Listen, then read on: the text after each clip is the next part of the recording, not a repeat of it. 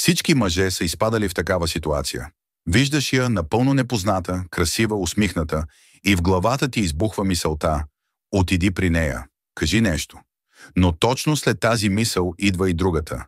Ами ако ме отреже, ами ако се изложа, ами ако ме погледне странно.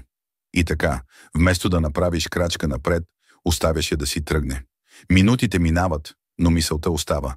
Ако бях казал нещо, може би сега щеше да е друго. Истината е, че най-големия проблем не е какво да кажеш. Проблемът е страхът. Повечето момчета никога не стигат до момента на истинския разговор, защото ги спира тревогата. Но трябва да разбереш нещо важно. Отказът не е провал. Истинският провал е да не опиташ изобщо. Подготовка преди първата дума. Много хора мислят, че заговарянето започва с изречението. Всъщност започва още преди това, с начина по който изглеждаш и влизаш в ситуацията. Езикът на тялото, изправен гръб, бавни движения, спокойствие. Ако се приближаваш като човек, който се извинява, че съществува, разговор няма да има. Но ако изглеждаш като мъж, който е на мястото си, шансът е огромен. Първия контакт с очи не гледай в земята. Погледни я, усмихни се леко и чак тогава приближи. Това показва увереност и топлина едновременно.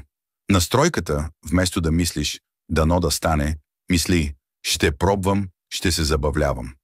Жените усещат дали си напрегнат или спокоен. Първото изречение: защо математически реплики не работят? Тук идва големият мит. Много момчета вярват, че трябва да знаят някаква специална, хитра, гениална реплика, която ще отключи жената. Истината е друга. Няма универсална реплика. Ако беше така, всички щяха да я ползват. Това, което работи, е простото, искреното и човешкото. Не клишета, не странни шеги. Просто нормално обращение. Реалистични примери за отваряне.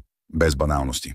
Ето няколко начина да започнеш разговор, които звучат естествено и можеш да приложиш веднага. Директно и честно. Знам, че е малко нетипично, но исках да дойда да ти кажа здрасти. Леко игриво. Окей, не мога да реша да продължа по пътя си или да дойда да кажа здрасти. Реших второто. Ситуационно, ако си в магазин, кафене и така нататък. Винаги се чудя кой човек поръчва най-доброто нещо тук. Днес може би си ти. Кратко и с усмивка. Просто трябваше да те заговоря и изглеждаш човек с добра енергия. Виж какво ги обединява. Всички са човешки, нормални, без напъване. Не се правиш на комик, не се изкарваш алфа хищник. Просто си искрен, но и с лека игривост. Какво да не правиш, не започвай с въпроса: имаш ли гадже? Това звучи отчаяно. Не прави прекалено комплименти. Уникална си, най-красивата, която съм виждал. Тя е чувала това 1000 пъти. Не започвай с прекалено лични теми. На колко години си? Къде живееш? Това е интервю, не разговор. Как да задържиш разговора? След първата реплика идва най-трудното – да не увисне тишина. Тук има прост трик. Говори за ситуацията, а не за нея директно. Примери. Ако чакате на опашка: интересно ми е, винаги ли тук е такава лудница? Ако сте в кафене, не мога да реша дали това кафе е най-доброто в града или просто най-скъпото. Ако е улица, мислех, че само аз се губя тук, явно не съм единствен. Това създава естествен разговор, без тя да се чувства разпитвана. Какво става, ако не откликне? Ще има случаи, в които момичето няма желание да говори. Може да е заето, да има лош ден или просто да не е в настроение. Това не е провал. Най-важното е да реагираш зряло. Усмихни се и кажи: разбирам, хубав ден ти желая. И продължи. Това показва самочувствие и уважение. Как да завършиш, ако разговорът върви? Ако тя се усмихва, ако говори с теб, ако разговорът върви леко, имаш зелена светлина. Тогава не протакай твърде дълго. След няколко минути просто кажи: хей, приятно ми беше да си говорим. Хайде да продължим друг път. Дай ми Инстаграм. Просто леко и без напрежение. Ако каже не, пак си печеливш, защото си опитал. Ако каже да, имаш следваща стъпка. Финална истина. Заговарянето на непознато момиче не е наука. Това е умение, което се тренира. Колкото повече го правиш, толкова по-лесно става. Няма нужда от сложни реплики. Няма нужда от магия. Нужно е само 3 неща. Да се усмихнеш. Да имаш смелостта да кажеш нещо просто и човешко. Да приемеш, че не всеки разговор ще е успех, но всеки опит е стъпка напред. И запомни, повечето мъже никога не правят дори първата крачка. Ако ти я направиш, вече си различен. Истината е, че повечето момчета си мислят, че увереността идва, когато вече имаш успехи.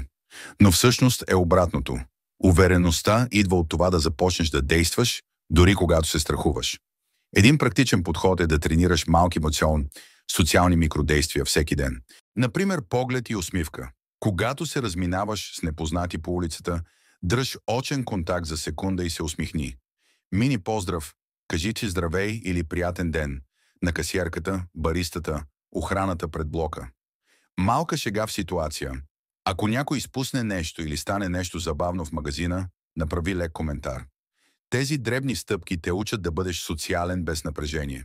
Когато се появи красивото момиче, вече няма да си студен, а загрял, ще е естествено да кажеш нещо.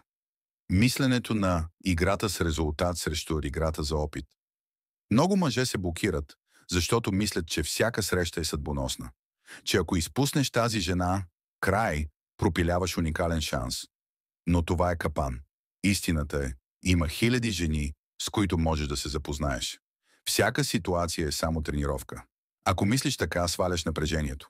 Превключи от «трябва да я впечатля» към «ще се забавлявам, ще пробвам нещо ново». Жените усещат това леко настроение и реагират много по-добре.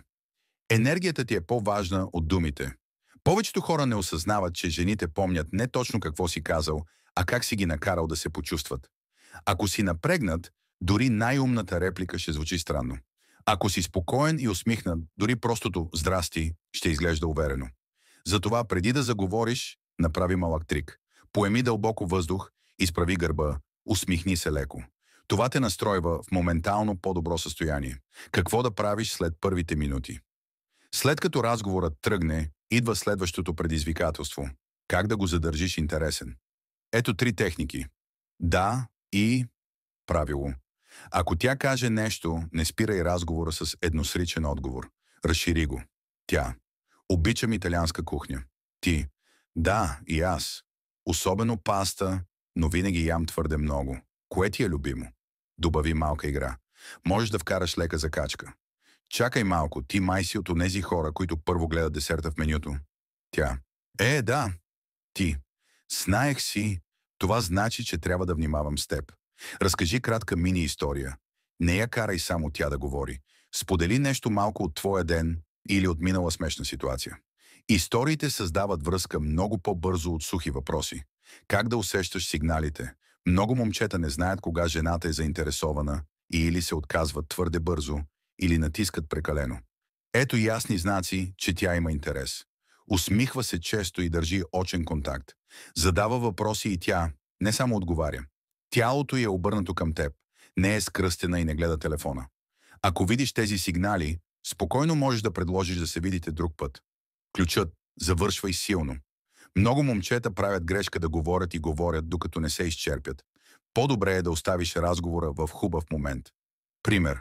След няколко минути лека закачка и смях казваш: «Хей, приятно ми беше да си говорим, но трябва да тръгвам. Дай да си продължим друг път. Имаш ли Инстаграм?» Това е кратко, леко и оставя позитивен финал. Финален бонус – упражнение за смелост. Ако искаш бързо да преодолееш страха, направи си предизвикателство. 1 седмица, всеки ден заговори поне един непознат. Не е нужно да е жена. Може да е възрастна дама на спирката, баристата, продавачът. След седмица ще усетиш, че социалното напрежение е паднало драстично. И тогава заговорването на красиво момиче ще е просто още една ситуация, а не голямо събитие.